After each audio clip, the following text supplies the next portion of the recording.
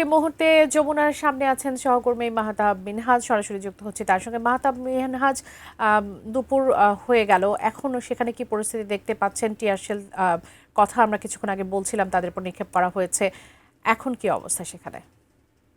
জাতীয় যে স্কেল রয়েছে, বেতন স্কেল, সেটির যে বাস্তবায়নের দাবিতে আপনি জানেন প্রধান উপদেষ্টার বাসভবন যমুনার সামনে যারা সরকারি কর্মচারী রয়েছেন তারা দুপুর 11টার কিছুক্ষণ পর থেকে তারা আন্দোলন শুরু করেছেন। আপনি ইতোমধ্যে যেমনটি জানেন যে আইনশৃঙ্খলা রক্ষাকারী বাহিনী তাদেরকে সেখান থেকে সরিয়ে দিয়েছে। তারা এই মুহূর্তে সেখান থেকে সরে এসে রাজধানীর যে হোটেল ইন্টারকন্টিনেন্টাল রয়েছে সেটির মোড়ে, অর্থাৎ একদম মূল সড়কের উপর শাহবাগ থেকে কারওয়ান বাজার গামী যে সড়কটি রয়েছে, আপনি জানেন এটি একটি ব্যস্ত সড়ক। আসলে এই মুহূর্তে এখানে সব ধরনের যান চলাচল কিন্তু একেবারে বন্ধ রয়েছে। তারা সড়কের মাঝখানে অবস্থান করছেন। আপনি যেমনটি জানেন যে তাদের যে দাবি, দীর্ঘদিনের যে দাবি নবম জাতীয় পে স্কেল, সেটি বাস্তবায়নের দাবিতে তারা পূর্বেই ঘোষণা দিয়ে রেখেছিল আজকে তারা শহীদ মিনারের সামনে তারা মহাসমাবেশ করবেন এবং তারা যমুনা অভিমুখে ভুখা মিছিল নিয়ে যাবেন। সেই মিছিলটি নিয়ে যখন তারা সেখানে যেতে চায়, আমরা এই মুহূর্তে যেখানে দাঁড়িয়ে রয়েছি এই ব্যারিকেডটি ভেঙে তারা যমুনা অভিমুখে রওনা দেন এবং পুলিশ কিন্তু তখন তাদেরকে কোনো বাধা দেওয়ার চেষ্টা করলো। পুলিশ যখন তাদেরকে ছেড়ে দেয় তখন তারা যমুনার সামনে চলে যান এবং আপনি ইতোমধ্যে জানেন যে তারা যখন সেখানে আন্দোলন শুরু করে সেখানে কিন্তু একটা পর্যায়ে, অর্থাৎ প্রায় ঘণ্টাখানেক বা আধা ঘন্টারও বেশি সময় ধরে তারা আন্দোলন করার পর আইনশৃঙ্খলা রক্ষাকারী বাহিনী তাদেরকে সেখান থেকে সরে যেতে বললে তারা যখন সরে না যায় তখন কিন্তু তাদের উপর আইনশৃঙ্খলা রক্ষাকারী বাহিনী জলকামান সহ সাউন্ড গ্রেনেড নিক্ষেপ করে এবং আমরা দেখেছি সেই গ্রেনেডের আঘাতে কিন্তু কয়েকজন আন্দোলনকারী আহত হয়েছেন। আমরা কিছুক্ষণ আগেও দেখেছি একজন আন্দোলনকারীকে এখান থেকে নিয়ে যাওয়া হচ্ছে আহত অবস্থায় এবং এখানে তারা অবস্থান করার পরও কিন্তু পুলিশ তাদের অ্যাকশনে গিয়েছেন। আপনি দেখেন যে আবারও কিন্তু পুলিশ অ্যাকশনে গিয়েছে। পুলিশ কিন্তু এই মাত্র তিনটি সাউন্ড গ্রেনেড কিন্তু নিক্ষেপ করেছে। আপনি শব্দ নিশ্চয়ই শুনতে পাচ্ছেন। পুলিশ কিন্তু তাদেরকে যথেষ্ট সময় দিয়েছে, সুযোগ দিয়েছে, তাদের সঙ্গে অনেক আলোচনা করেছে। তারা যখন সড়ক অবরোধ ছাড়ছে না, আপনি নিশ্চয়ই আমার ক্যামেরায় দেখতে পাচ্ছেন যে পুলিশের আবারও একাধারে কিন্তু বিভিন্ন দিকে সাউন্ড গ্রেনেড নিক্ষেপ করছে এবং আমরা দেখতে পাচ্ছি যে যারা আন্দোলনকারী রয়েছেন তারা এই মুহূর্তে আবারও ছত্রভঙ্গ হয়ে যাচ্ছেন। একই অবস্থা কিন্তু যখন যমুনার সামনে তারা অবস্থান করেছিলেন তখনও কিন্তু আইনশৃঙ্খলা রক্ষাকারী বাহিনী একইভাবে এরকম করে কিন্তু সাউন্ড গ্রেনেড নিক্ষেপ করেছিলেন, কিন্তু তারা কিন্তু এই সাউন্ড গ্রেনেডের মধ্যেই কিন্তু আমরা দেখেছি তারা বারবার প্রতিরোধ গড়ে তোলার চেষ্টা করেছেন। তারা কিন্তু প্রথম যখন পুলিশ সাউন্ড গ্রেনেড নিক্ষেপ করে কিছু অংশ চলে গেলেও তারা কিন্তু একটি অংশ যমুনার সামনে তখনও আবার অবস্থান করছিলেন। এই মুহূর্তে আপনি দেখতে পাচ্ছেন পুলিশ কিন্তু আইনশৃঙ্খলা রক্ষাকারী বাহিনী কিন্তু এক নাগাড়ে সাউন্ড গ্রেনেড নিক্ষেপ করছেন তাদেরকে ছত্রভঙ্গ করে দেওয়ার জন্য এবং আমরা দেখতে পাচ্ছি যে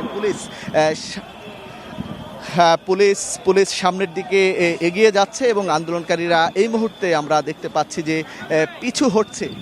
তাদের এই যে ধাওয়া বা পাল্টা ধাওয়া যেটা বলা যায়, আসলে এটি কিন্তু সেই প্রায় আধা ঘন্টা ধরে কিন্তু যমুনার সামনে থেকে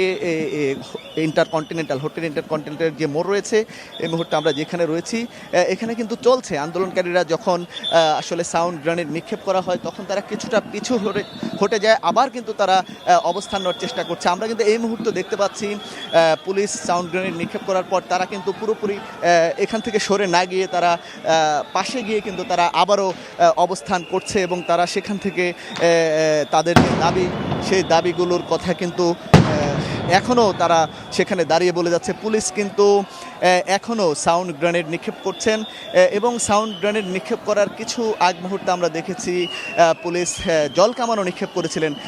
তারা কিন্তু আসলে সেই কালকে থেকে তারা ঘোষণা দিয়ে কিন্তু সকাল থেকে তারা শহীদ মিনারে অবস্থান করছিলেন, সেখানে মহাসমাবেশ করছিলেন।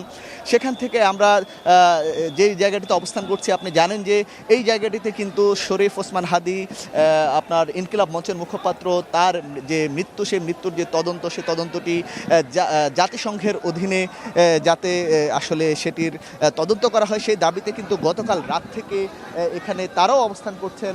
এই আন্দোলনের মধ্যেও, অর্থাৎ পুলিশের এত উপস্থিতি, সাউন্ড গ্রেনেড নিক্ষেপ, এর মধ্যেও কিন্তু হাদির পক্ষে যারা আসলে বিচার চাইতে এখন এখানে অবস্থান করছিলেন সকাল থেকে তারা কিন্তু এখনও বসে আছেন। আপনি দেখতে পাচ্ছেন যে পুলিশ কিন্তু যারা পাশে দাঁড়িয়েছিলেন আন্দোলনকারী এই মুহূর্তে তাদের তাদের দিকে কিন্তু পুলিশ এগিয়ে তাদেরকে আরও পিছু হটানোর চেষ্টা করছেন। আপনি জানেন যে বাবলি আসলে এই কারওয়ান বাজার শাহবাগ থেকে যে সড়কটি রয়েছে এটি খুবই গুরুত্বপূর্ণ একটি জায়গা। এর পাশেই কিন্তু হচ্ছে বাম পাশে কিন্তু প্রধান উপদেষ্টার যে বাসভবন সে এলাকাটি রয়েছে এবং এই সড়ক দিয়ে কিন্তু আসলে পুরো শহরের উপরেই কিন্তু এই সড়কে যদি যান চলাচল বন্ধ হয়ে যায় প্রভাব পড়ে এবং এই মুহূর্তে রাজধানীর বিভিন্ন জায়গায় কিন্তু যানবাহনের কারণে কিন্তু আসলে আজকে ছুটির দিন হওয়া সত্ত্বেও কিন্তু যে যানজট সেটি কিন্তু আমরা জানতে পেরেছি। বিভিন্ন সড়কে কিন্তু যানজট লেগে আছে এবং এই সড়কটিতে আপনারা দেখতে পাচ্ছেন যে কোনো যানবাহন এই মুহূর্তে নেই।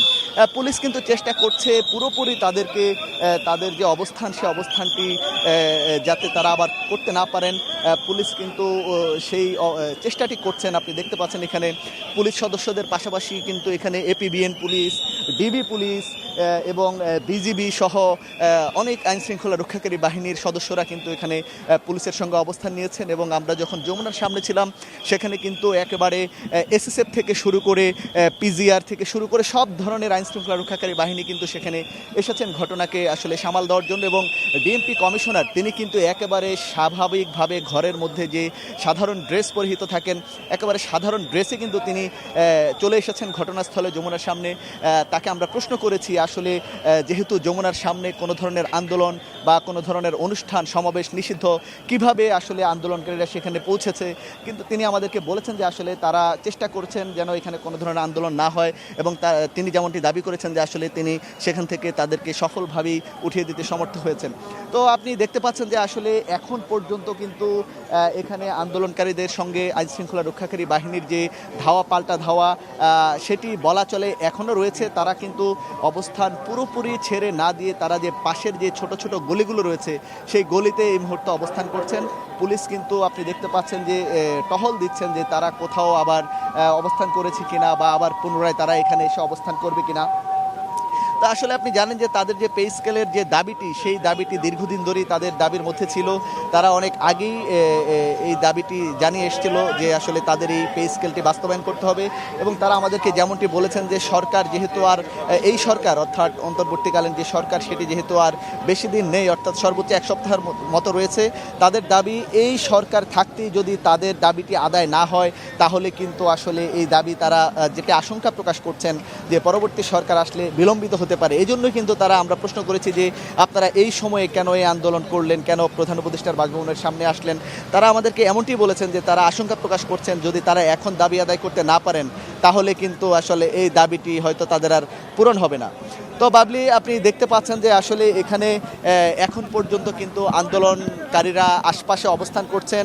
আইনশৃঙ্খলা রক্ষাকারী বাহিনীর সদস্য যারা রয়েছেন আপনি দেখতে পাচ্ছেন তারা কিন্তু তাদের সর্বোচ্চ চেষ্টা করছেন এবং তারা সর্বোচ্চ পেশাদারিত্বের পরিচয় দিয়ে অর্থাৎ আন্দোলনকারীদেরকে আমরা দেখেছি তারা যথেষ্ট সময় দিয়েছেন, সুযোগ দিয়েছেন এবং একটা পর্যায়ে যেহেতু প্রধান উপদেষ্টার কার্যালয় সবচেয়ে একটি সেন্সিটিভ এরিয়া এই জন্য বাধ্য হয়ে একটা পর্যায়ে তাদেরকে জলকামান এবং সাউন্ড গ্রেনেড নিক্ষেপ করে সেখান থেকে তাড়িয়ে দিয়েছেন। তো এখানেও কিন্তু একই অবস্থা। আসলে তারা কিন্তু আইনশৃঙ্খলা রক্ষাকারী বাহিনীর সদস্যরা কিন্তু এখনও আন্দোলনকারীদের উপরে তেমন অর্থে কোনো অ্যাকশনে যায়নি। তারা শুধু জলকামান এবং সাউন্ড গ্রেনেড নিক্ষেপ করে তাদেরকে এখান থেকে ছত্রভঙ্গ করে দিয়েছেন আপাতত। তো বাবলি আমার কাছে এখন পর্যন্ত এইখানে এই ছিল সর্বশেষ পরিস্থিতি।